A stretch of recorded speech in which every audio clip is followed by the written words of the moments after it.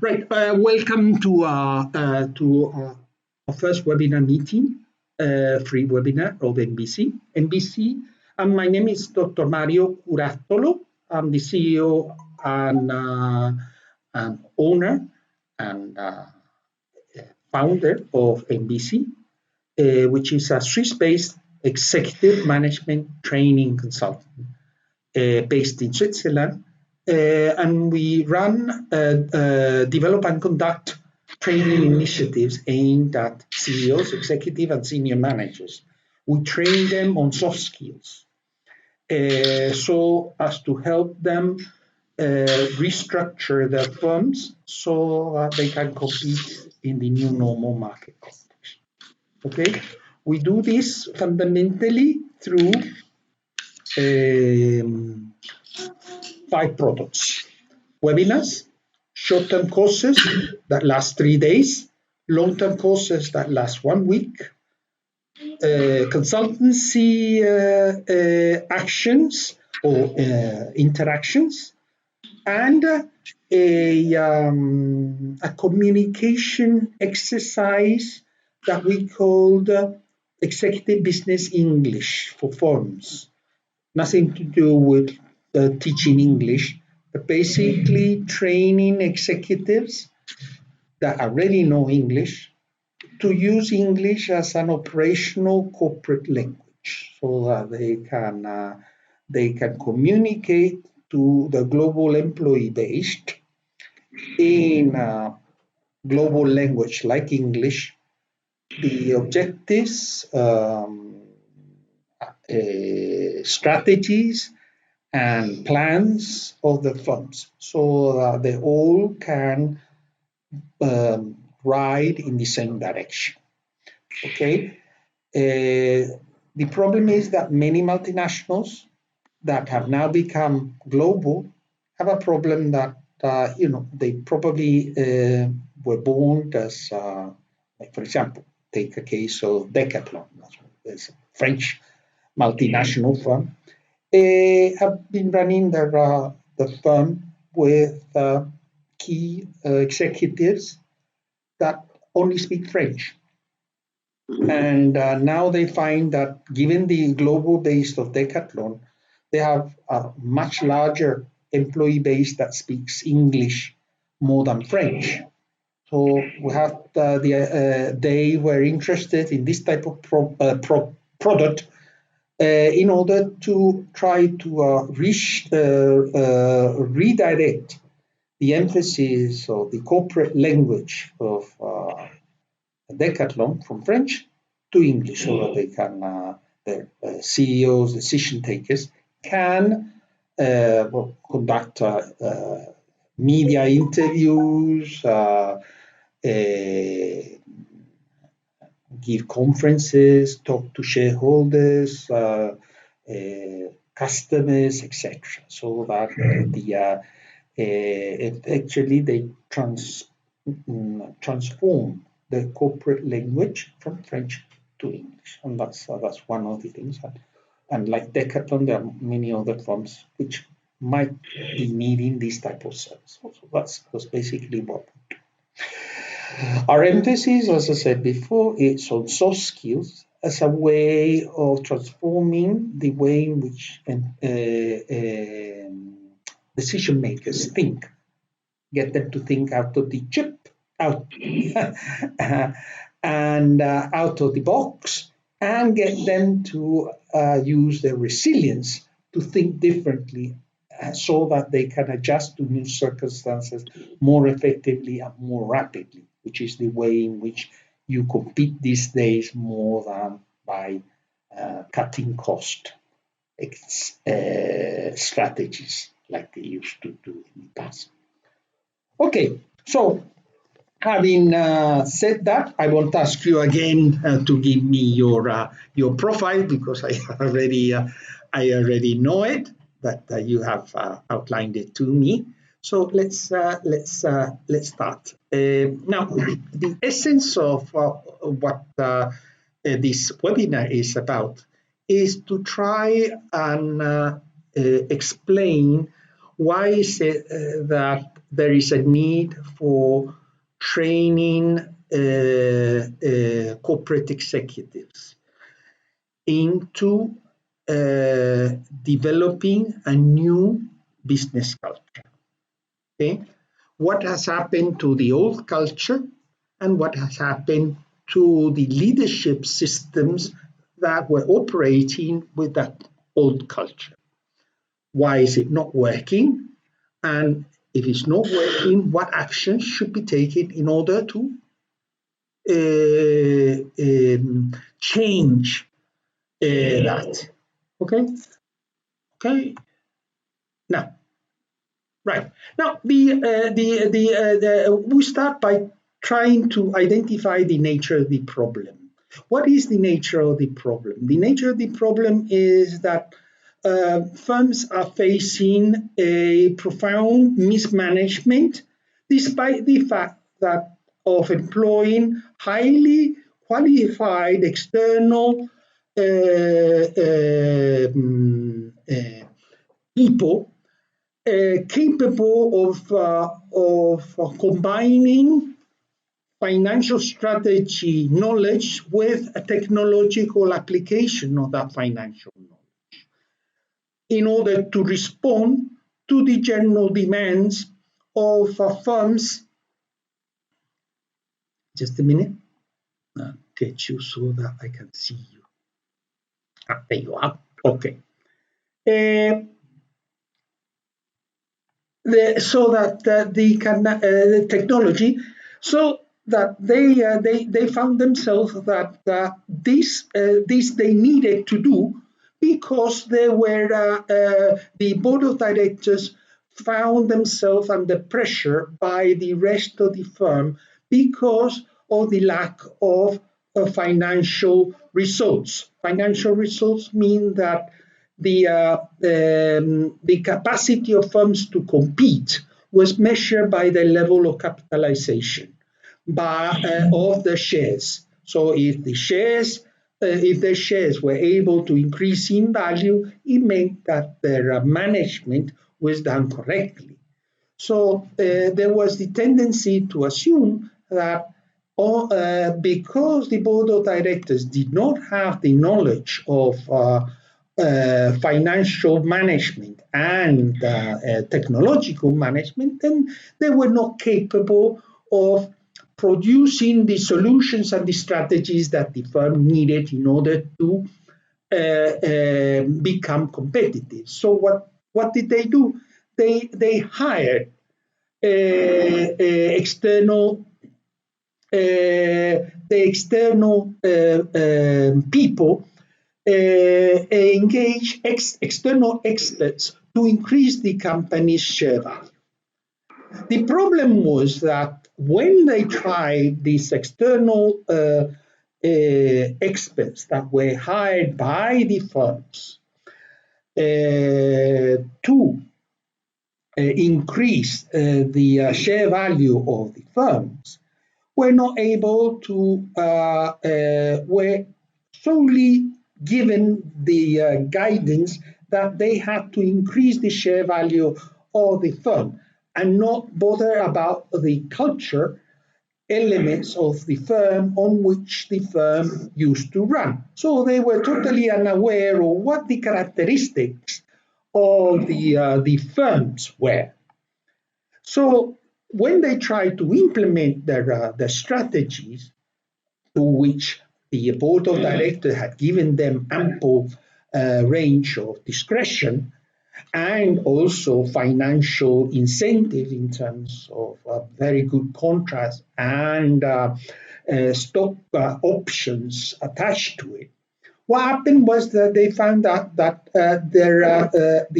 when they tried to apply these the strategies, they did not work because they came against the opposition of those people who were supposed to apply these strategies in order to work.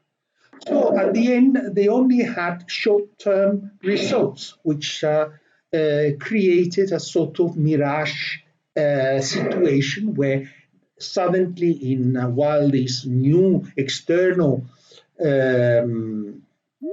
experts. Hi, Nasser. These new external experts joined. Hi, Nasser. So the situation was that they had to they only created short-term results, which was basically responded to their individual interest, because the share value of their stock options increased very highly while they were in control. And then after a very short period of time, it dropped, which fell into their predictions. So they left the firm, capitalizing on the higher value of the stock options, leaving the firm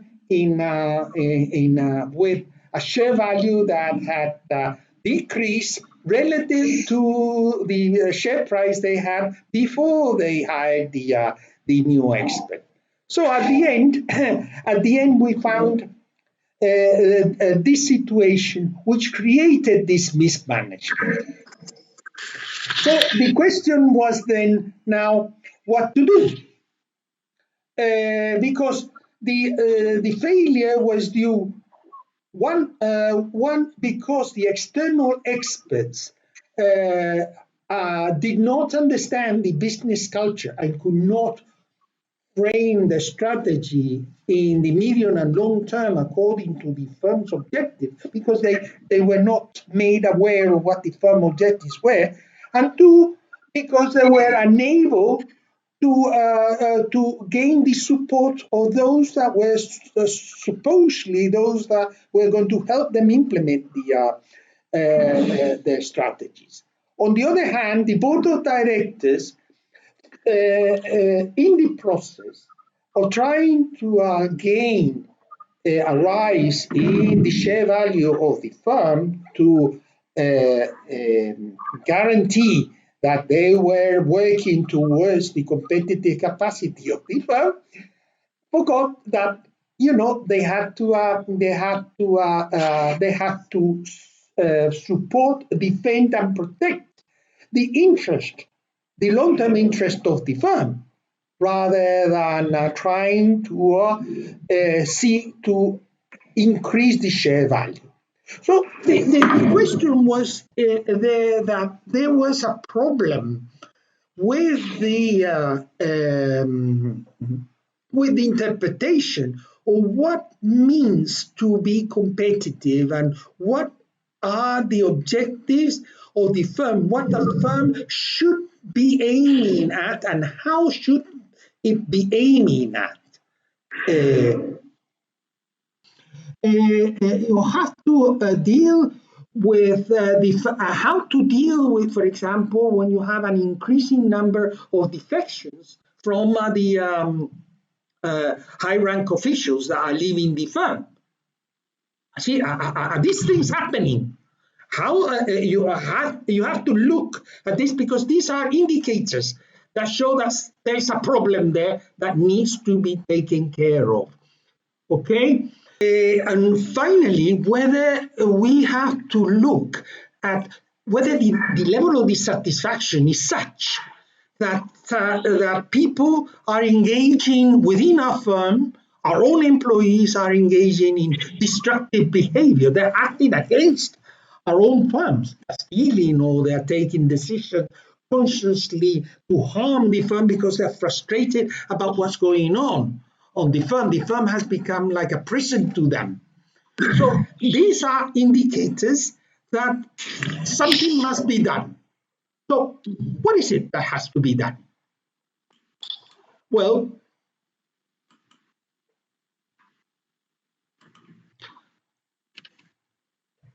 we have to look at, first try to evaluate if there are frequent leadership turnovers, which is an indication that something is going wrong. Of course, there's a turnover always in every firm, but when the turnover is relatively large, it means that people are dissatisfied. Whether we see in our firm a large number of new faces, individuals that have been recruited and who have little knowledge of the firm's traditions, culture, and so on. We have to look whether we have actually lost contact between the top and the bottom ranks, whether we have there's been a forsaking of the firm's business values to the point in where, for example, a case in point to give you a practical illustration of this is what happened in the case of the Toyota, no, in the case of the Volkswagen scandal on the diesel engine contamination standards. That they fake the figures so as to allow the EU authorities to give the go ahead for this engine. But then in the United States, on sport controls that they realized, they realized that there was something wrong with the engine, the diesel engines of the Volkswagen cars. So they then, through further investigation, they realized that the engines were the pollution levels of the diesel engine of Volkswagen were higher than were required. So this created a major scandal, which was the consequence of the fact that the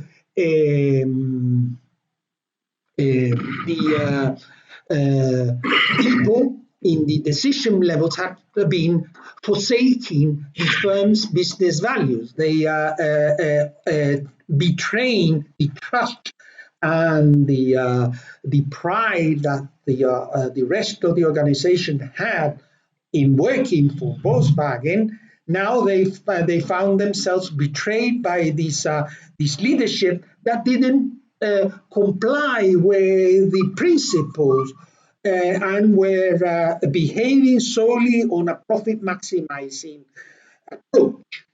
So this created not only major cost in terms of fines, major cost in terms of the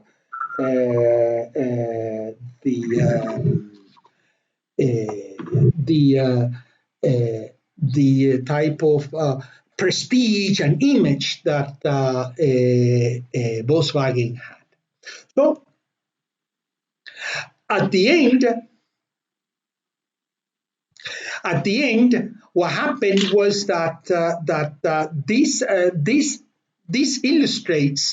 illustrates how sensitive these things have become, and needs the leadership to change think out of the box and to change the way they understand what a firm is and what is important in the running of the firm, because this can seriously affect their capacity to compete, to the point of avoiding that this lack of respect for these values affect the way of operating. Another example in this respect is what happened to Xerox.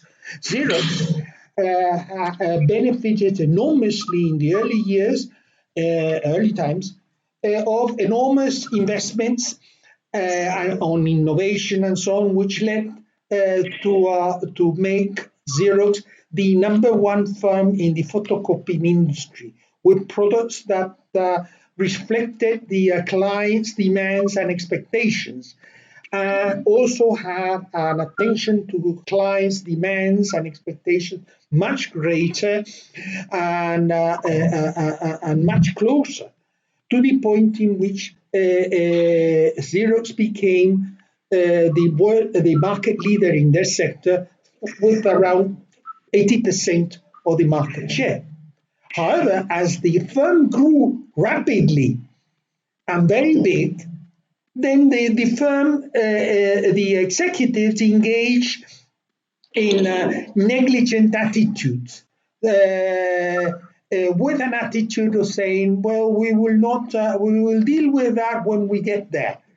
And things didn't get done because arrogance took place over pride. So at the end,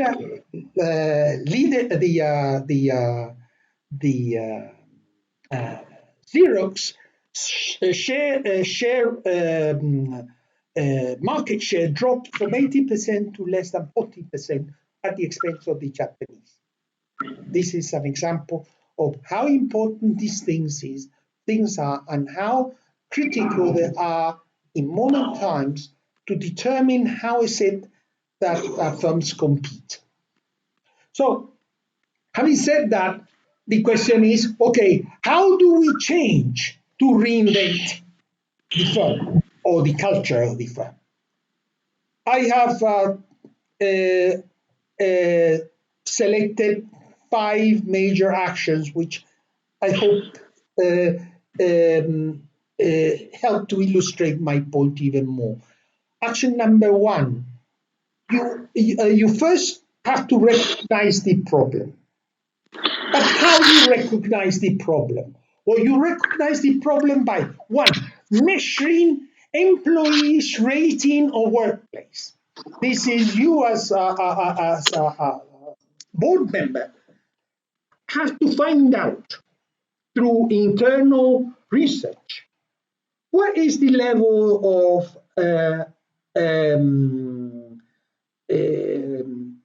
satisfaction that employees have with the workplace. How long do they want to stay in the workplace? Do they want to leave within a short number of years? Do they want to stay on? Do they want to bring in their friends and their partners? It means that, what is it that they find that the place where they work is a nice place to work. You see, then you measure the level of trust that they have in the workplace.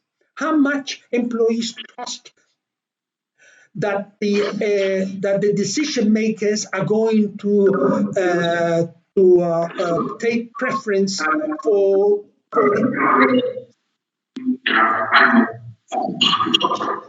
take preference for the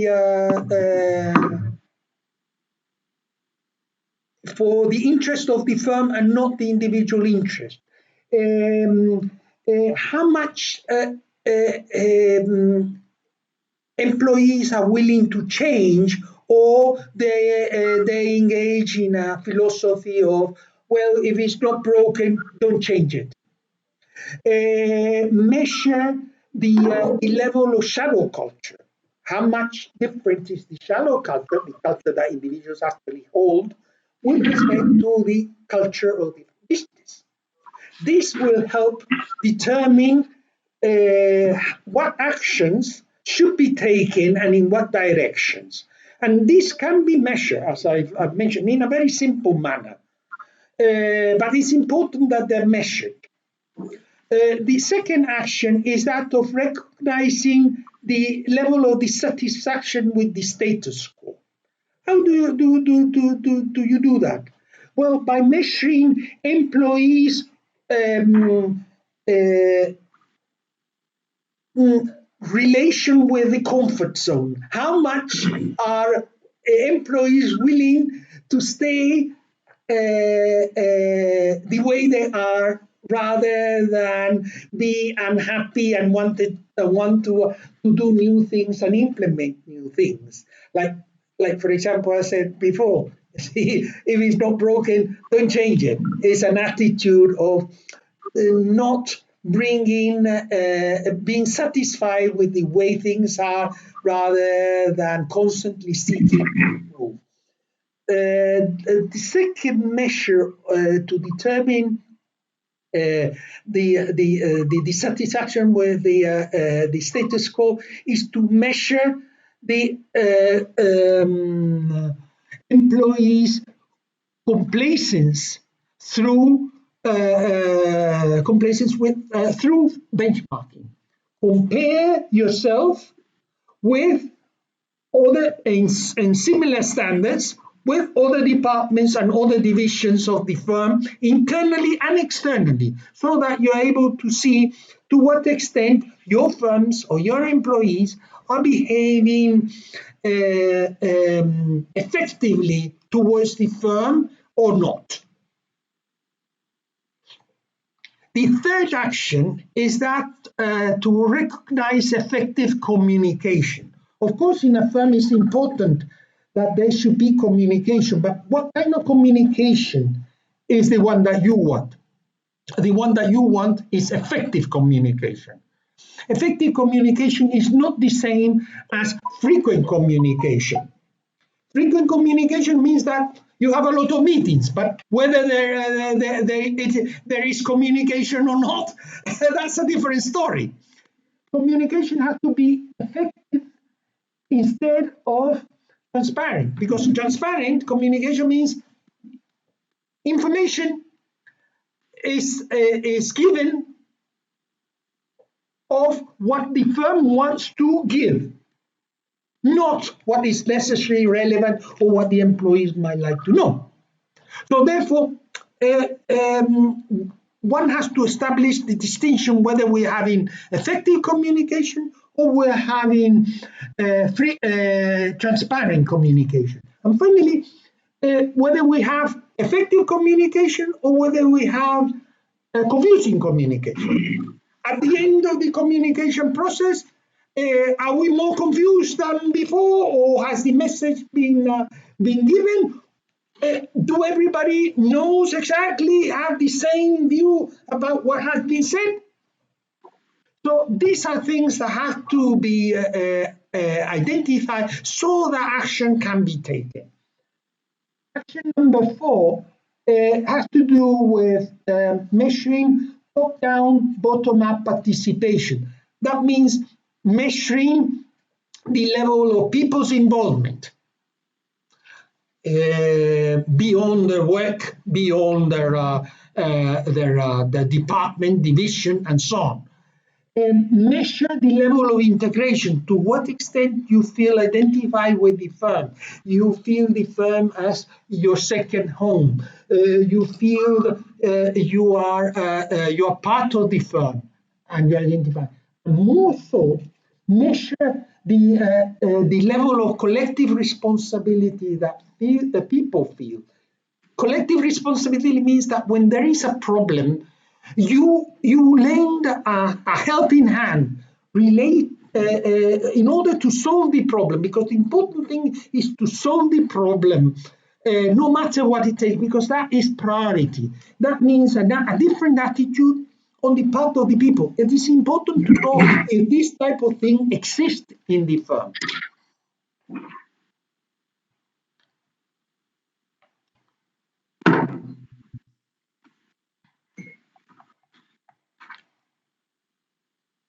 And finally, action number 5 means making sure that the right people is on the bus and the wrong people is off the bus.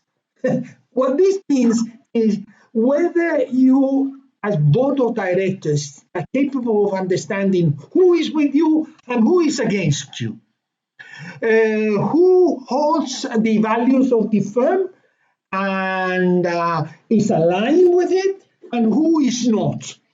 And the faster you understand and take measures in this direction, the less problems, future problems you will have. Because there should not be any resistance to this, because there is a sense of justice that will lead people to understand that those that have left had to leave because they were not part of the firm.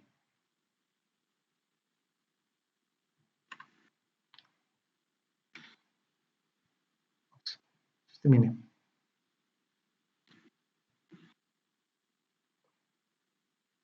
So, once we have done this, and identify all the criteria and how to measure it to create the culture, we need to answer the question, what culture, what new culture, business culture, are we going to create as leaders? Is this culture going to be useful? And if it's going to be useful, how can it be useful to the firm? Well, the characteristics that will measure this will be based on whether the business culture has to be simple so that everybody understands it, memorable in the sense that everybody will remember it and will accept it, be this culture be an extension, be like an extension of the individual's culture.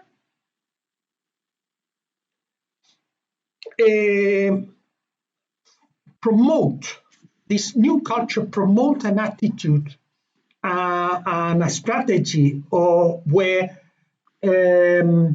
attitude towards the work is better than technical competence to do the job. And then we must make sure that whatever culture we create, it is simple and easy to measure so that it can be corrected or replaced.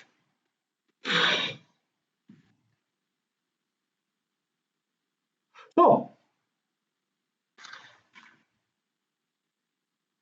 what determines the effectiveness of a new business culture?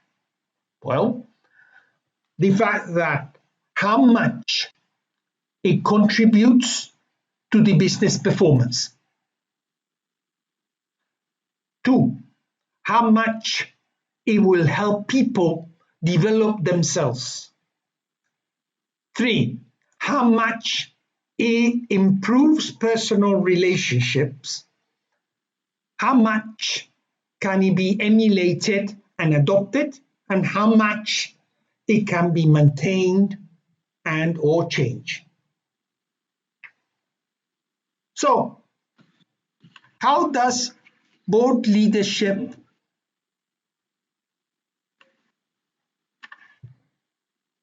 capture the essence of business culture? Well,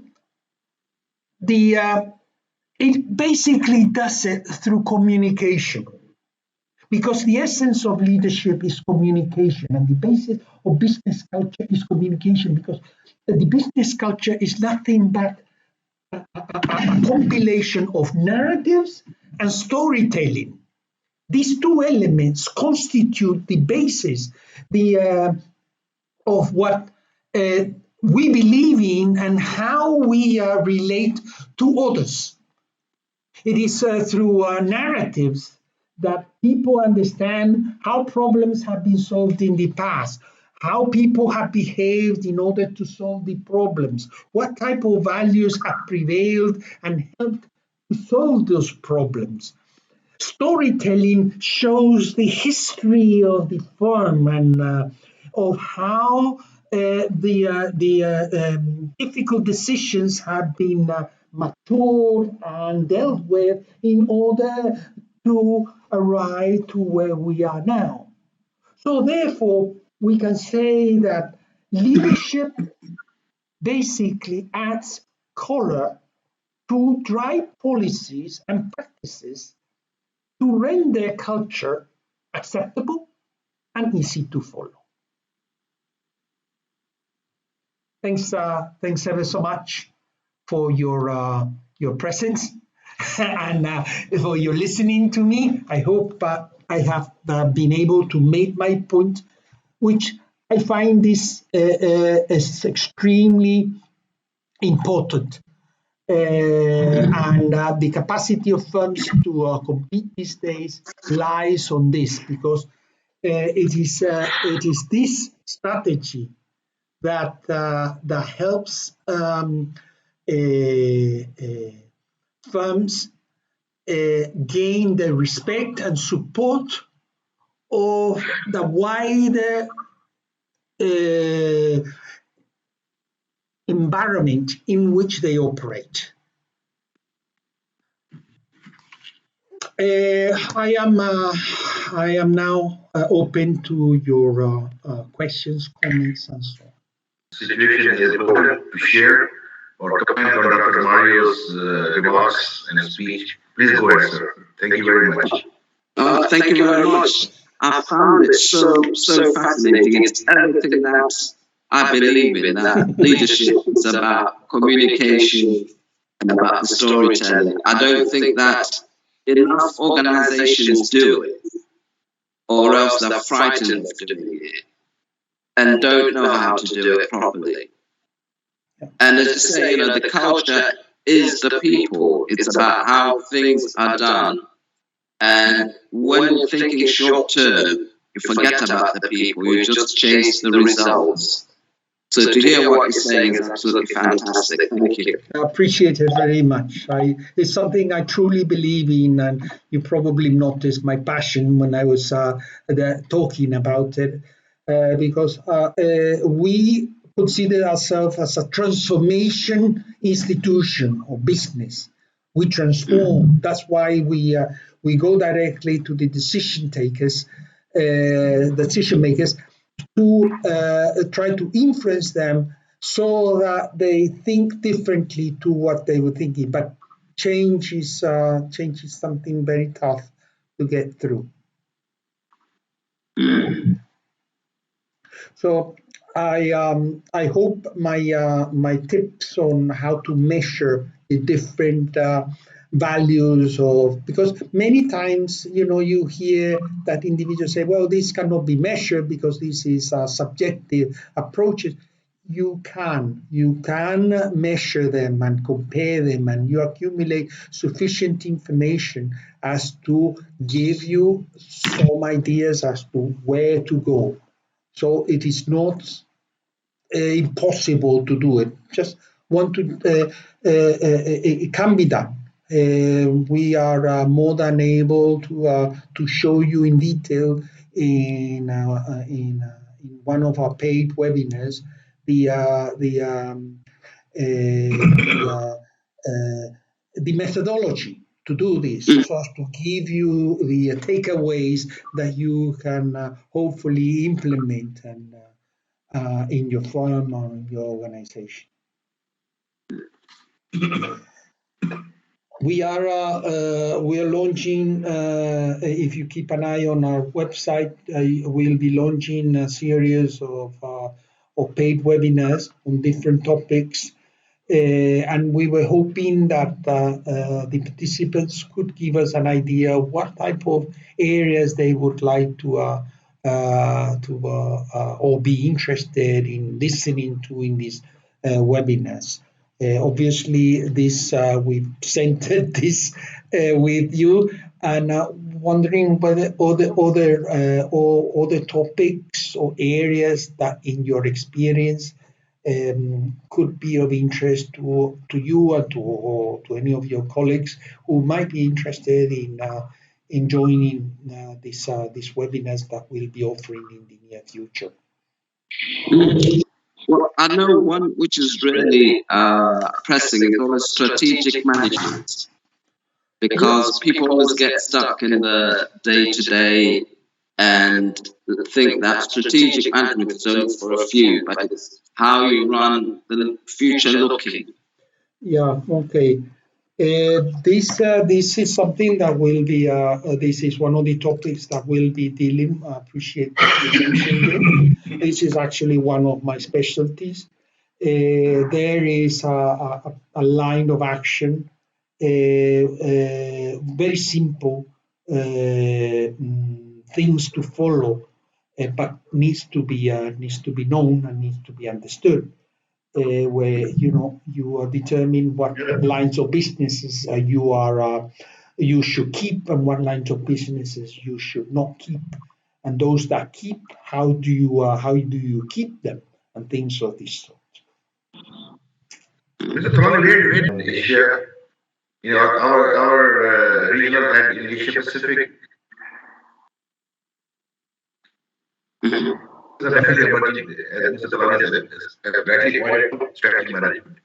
So in this regard, the situation is highly, not highly, but it is little complex. And we are looking at various models, which models can suit for the training programs and for the coaching or mentoring leadership programs. And definitely, this is a very, very important issue indicated by Mr. Tolani regarding the strategic management model. What kind of model is suitable? Definitely, the age-old and well-tested models are now not in action in this whatever you can call it, post-COVID emerging area or post-COVID crisis, whatever. And the recent crisis that is emerging is also indication of very highly volatile, complex, and ambiguous markets, especially with the Silicon Valley Bank and some problems with the Credit Suisse. And these are indicating that either the investors are losing their confidence or the banks are unable to find a perfect strategic model which can help their fund managers to correctly place the funds if their old market of placing the funds dies out. But like, for example, what happened with the Silicon Valley Bank, that they were pumping money into venture capitalists of the new startup tech companies, and when that market dried up, they started diverting their funds towards the treasury bonds. When the interest rates changed there, they left nowhere, and the investors and the depositors rushed to the bank. Bank had no money. Yeah. Credit Suisse has to borrow from the central bank to pay off the deposit calls. So these and it is an indication of weakness in the strategic management model, which is now becoming a little volatile, complex, and ambiguous. So there's similar model. There's a similar kind of pattern that is emerging in the Central Asian markets as well as European markets. You know better. I'm based in Uzbekistan. Let's hope that we can come up with some kind of feedback from the people who can help us in designing some training models for this situation. I think we have Mr. Carlos Alberto as well. No, that's Elena.